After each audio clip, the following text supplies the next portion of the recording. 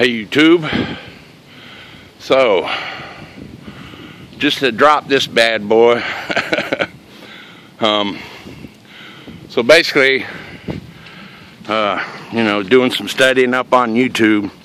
This is a big old maple that we had right here in the front of the property of the house. The problem with it is our mobile home is straight that way, and you see all the trees and stuff growing over, and then there's our temporary pole, and there's the pole that it's coming from.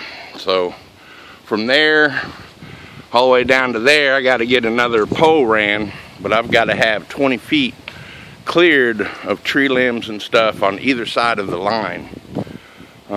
So we had this big boy, and with the temp line, it was going right here to the temporary pole. It was right next to it. So, as you see, I did my cut right here, and then you're supposed to leave a bridge, but as I was coming through, my old chainsaw blade got stuck and the tree started leaning that way.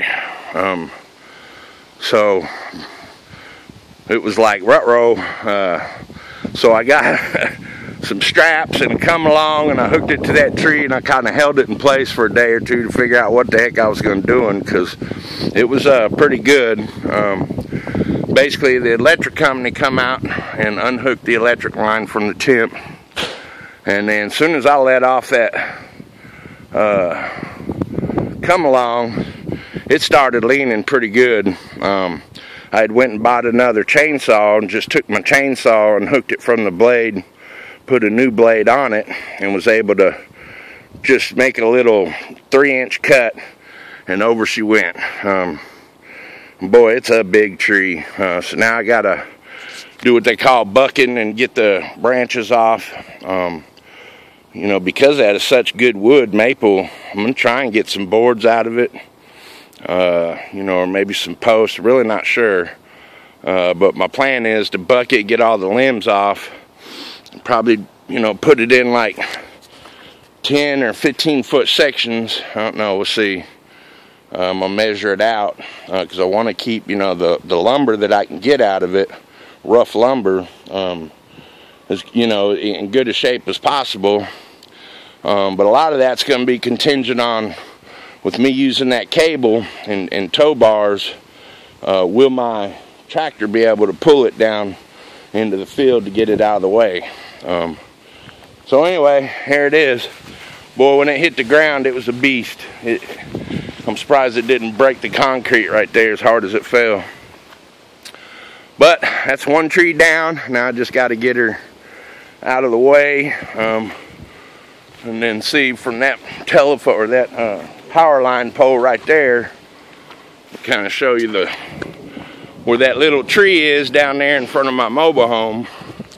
The plan is to get another pole set right there, and then run underground the rest of the way up underneath the mobile home. So anyway, we got these trees.